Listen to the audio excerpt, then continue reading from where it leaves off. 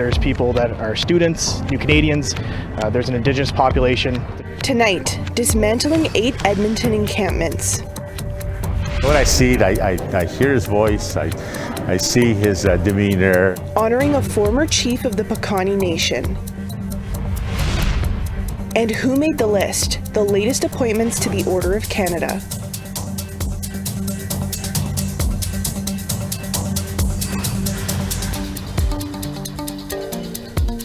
Good evening and welcome to APTN National News. I'm Savannah Kelly. Edmonton police are continuing to close down 8 encampments across the city. Today, the 3rd and 4th were dismantled. APTN's Chris Stewart was at one of the locations. Last month, a King's Bench justice at Edmonton granted an interim order to allow city police to dismantle 8 encampments in the city that were deemed high risk for fires and potential criminal issues. Justice Kent Davidson also ruled that there must be enough room in shelters for displaced people and that they be given notice before evictions begin.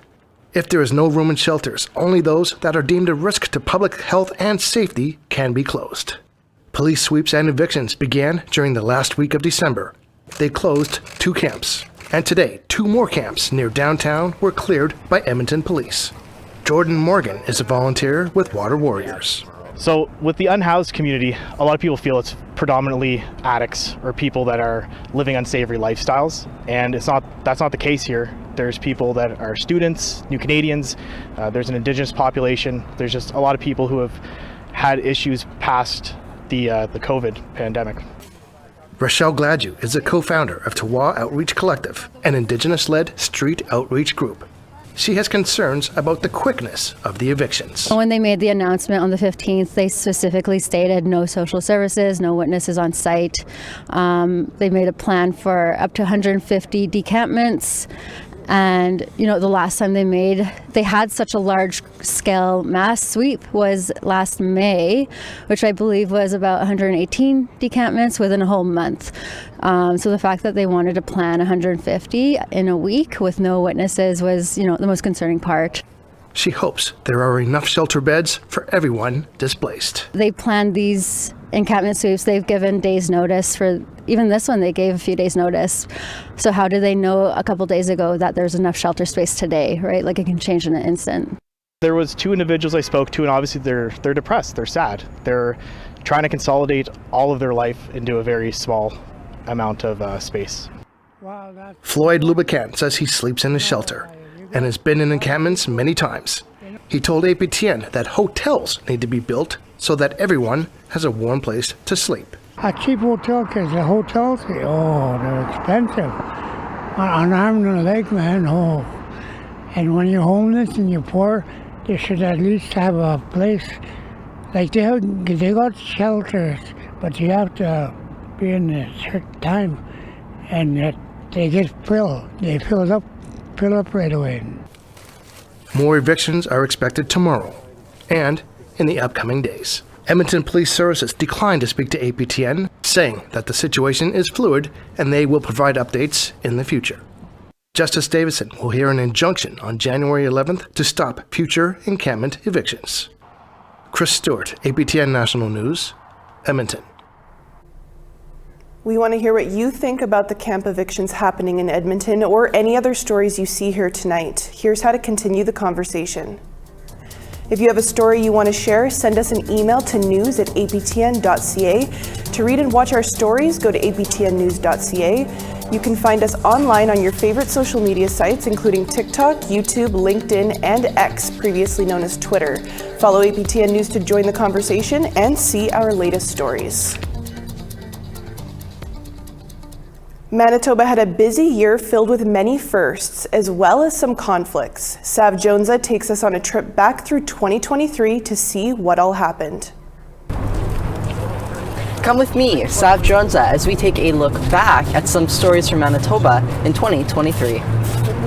Starting in the winter, a new transitional housing project welcomed almost 24 unhoused individuals to their community of tiny homes in Winnipeg. It's the first of its kind in Manitoba. Astam Api Nikanak is Indigenous-led and focuses on healing in a culturally significant way. Because I believe that their spirituality and culture is a big thing in them moving ahead and doing better in their life. According to End Homelessness Winnipeg's 2022 Street Census report, Indigenous people accounted for almost 70% of Winnipeg's houseless population.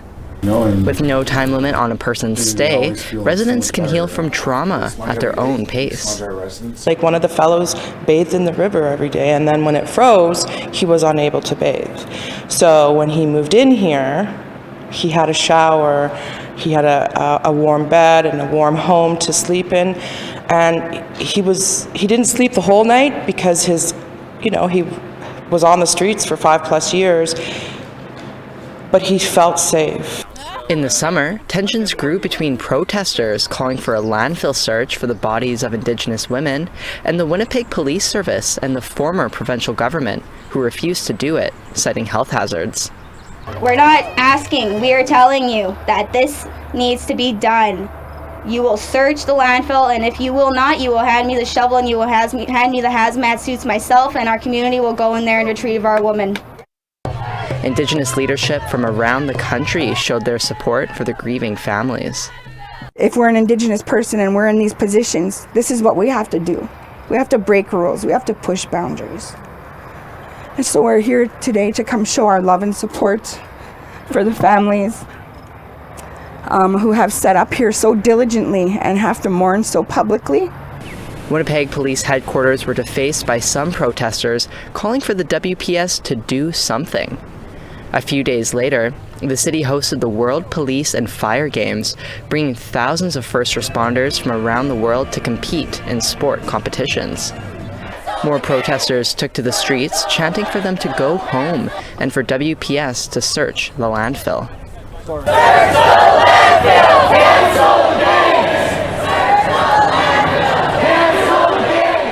In the fall, history was made through the election of the first provincial premier of First Nations descent, Wab Kinew.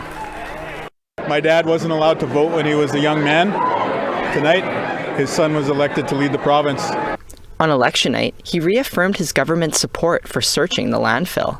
It is an issue that needs to be pursued very quickly because there's families who are grieving and the administration of justice needs to move along promptly.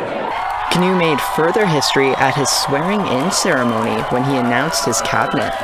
Nahani Fontaine and Bernadette Smith were appointed as the first First Nations women ministers in Manitoba. And Uzoma Asagwara, who is non-binary, was sworn in as the first Black queer minister and deputy premier for Manitoba. And I believe that this sends a message to every young person in Manitoba that no matter who you are, no matter where you come from, and no matter which barriers you have to overcome on your life's path, that the road to success is open for you.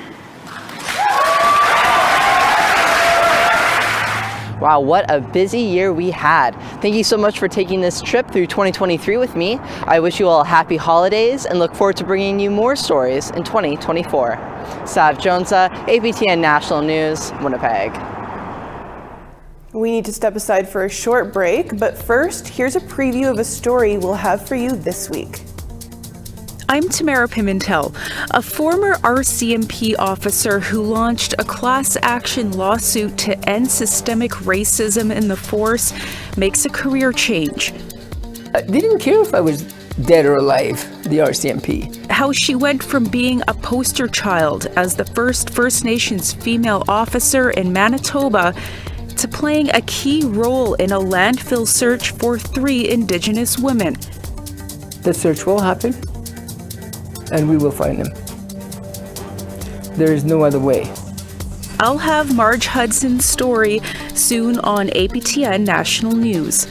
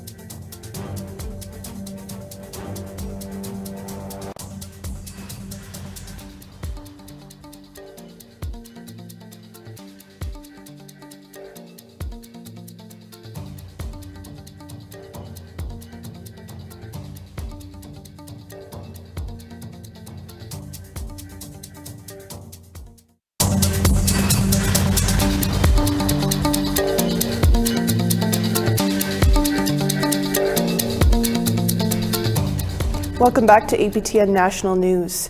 It was a busy year across the Northwest Territories, from unprecedented climate disasters to a newly elected government. Our reporter Charlotte Mort-Jacobs looks back on 2023. Athletes from across the Northwest Territories kicked off the year showcasing their skills down south at the 2023 Wood Buffalo Arctic Winter Games. I'm so proud of where I come from, so that's the biggest deal for me. It's just the fact that I'm able to carry this flag, and for this whole territory is the biggest honor. At the North Slave Correctional Center in Yellowknife, a new land-based education program proved to be a big hit. Inmates completed in-class and hands-on learning aimed to provide them with an opportunity for income upon release. It keeps me calm, I actually makes me feel like I'm worthy again. Okay, this right here too, this just started last year, this one. The state of housing made headlines as community members went to media and voiced frustration.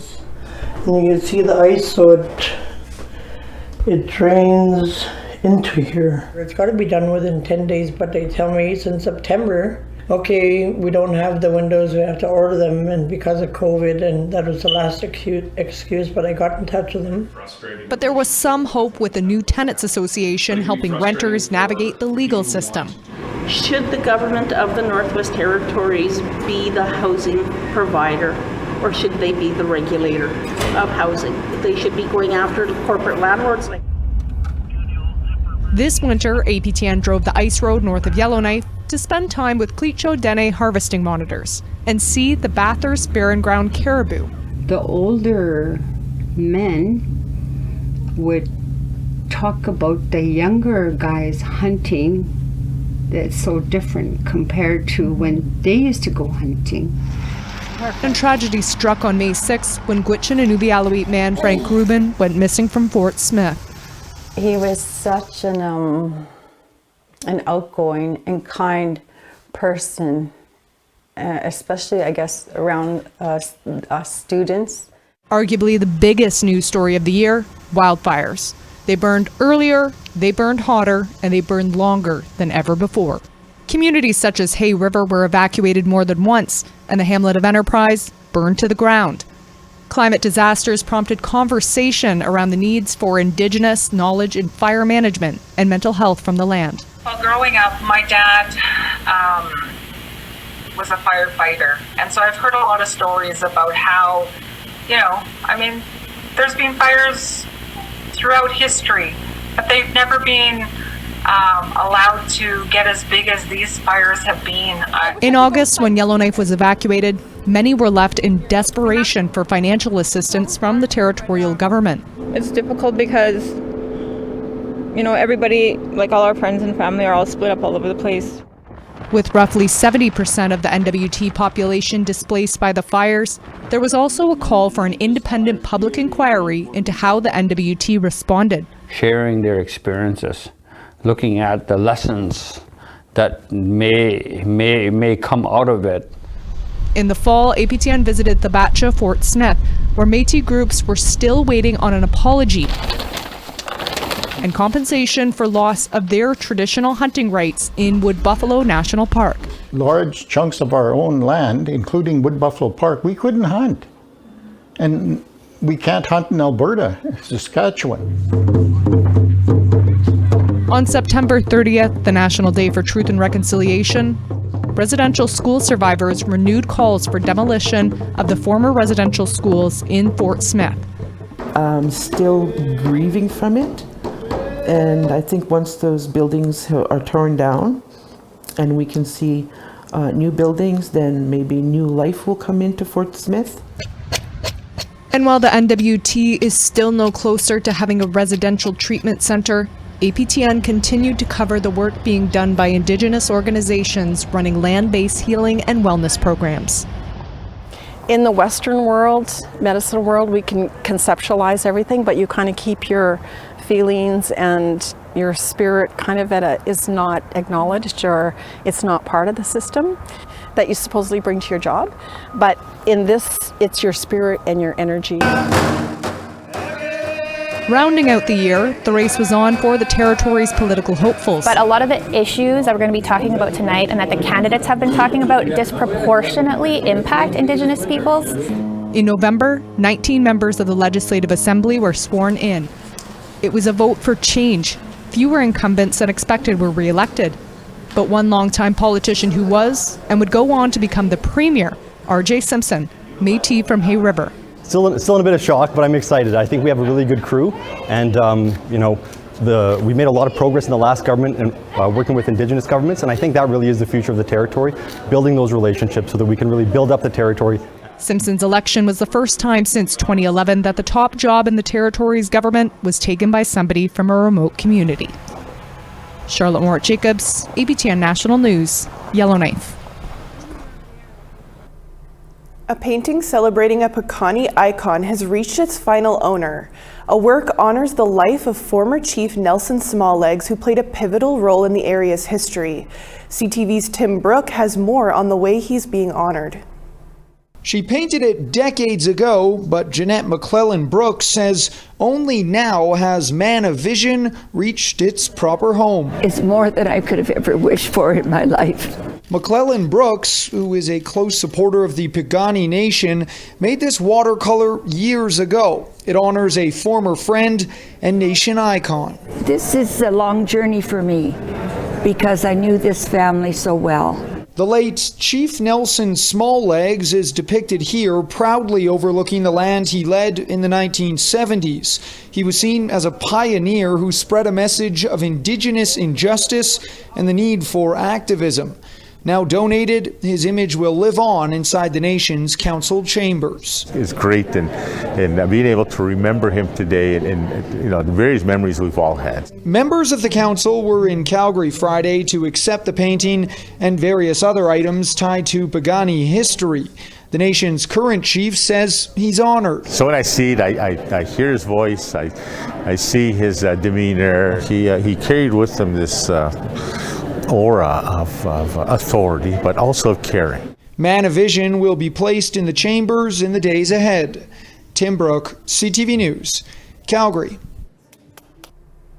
We need to take one more quick break. Coming up, we'll tell you about 7 Indigenous people being appointed to the Order of Canada. Stick around.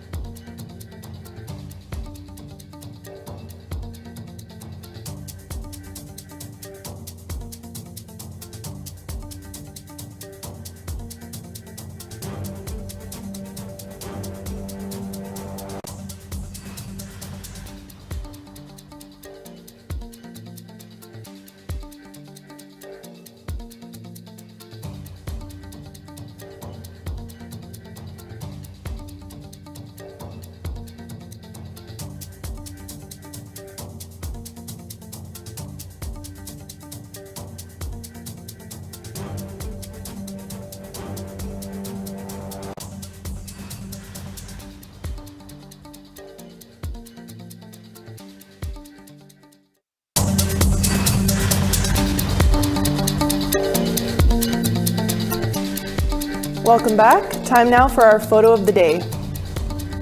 The setting sun, where the sky meets Sucker Point near Sturgeon Landing, Saskatchewan, is where Cora Sinclair took this amazing photo. Thanks for starting us off in 2024, Cora. We look forward to all the amazing photos our viewers submit by sending those photos to share@aptn.ca. Now let's take a look at tomorrow's weather forecast. Starting off on the east coast, 1 degree in St. John's, -1 in Charlottetown. Nain, -17 and sunny. Kuujjuaq, snowy and -18. Val-d'Or, snowy, -7. Gaspé, -1. Ottawa, snowy and 1 degree. Sault Ste. Marie, 0 degrees and flurries. Wawa, snowy and -9. Big Trout Lake, -15. Churchill, snowy and -16. The Pas, sunny, -12.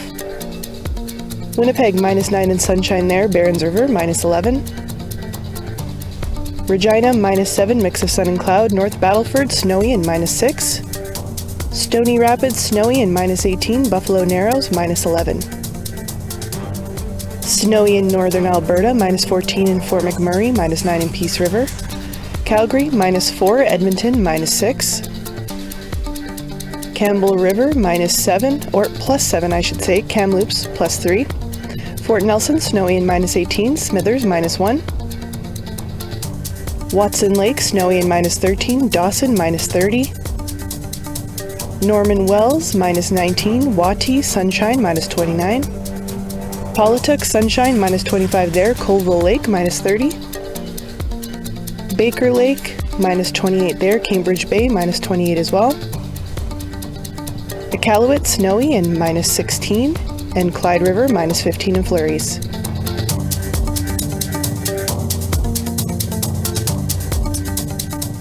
Lacrosse is set to make an Olympic comeback in LA in 2028, but the people credited with creating the sport are now fighting for a chance to compete at the Olympics under their Indigenous flag. CTV's Jesse Thomas has the story. The best sharpshooters in all of lacrosse. Snipe City there for Stotts! And is one of several Indigenous players on the Halifax Thunderbirds. The 31-year-old is thrilled about lacrosse's comeback to the Olympic Games in 2028, but he hopes he and his Indigenous teammates have a chance to play there. We played in the World Games, with all the other countries under our own flag and own national anthem.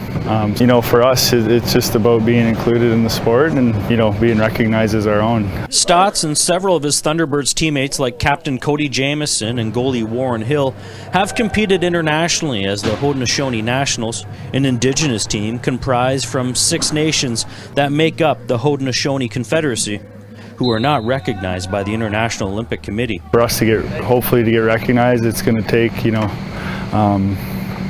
I think a lot.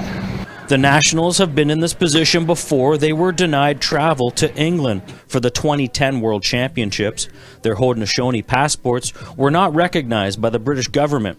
We've always had hoops and stuff to jump through and over and back through and over again. So earlier this month, U.S. President Joe Biden endorsed the Nationals, recognizing their invention of the game and advocated for their place at the Olympics. Their circumstances are unique, and they should be granted an exception to field their own team at the Olympics. Lacrosse commentator Pat Gregoire says the team deserves a spot. Even though the game has been accepted, it feels like we're still that one step away, and that one step away to make this a full circle moment is having the Haudenosaunees being able to represent their country on their passports with their flag on the biggest stage. And for the players, it's not just about playing the game. As a nation, they are among the top 3 contenders.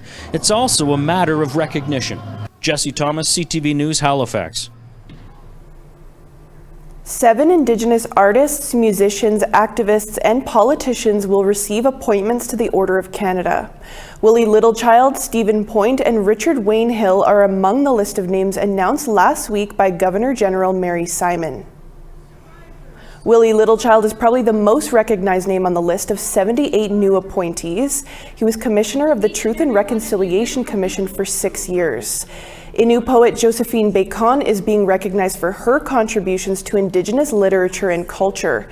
Another appointee is Elder Albert Marshall for his dedication to promoting Mi'kmaq culture. And Inuk opera singer Diantha Edmonds for her mentorship of young Indigenous musicians. Simon also appointed former British Columbia Lieutenant Governor Stephen Point and First Inuit Senator Willie Adams. As well, Richard Wainhill Sr. was made an honorary appointee for preserving Haudenosaunee culture. The ceremony will be held at a later date at Rideau Hall. And that's all the time we have for you tonight on APTN National News. For news anytime, head on over to our website at aptnnews.ca. I'm Savannah Kelly, Marcy Miigwech. Thank you for joining us tonight. Happy New Year, take care, and have a great night.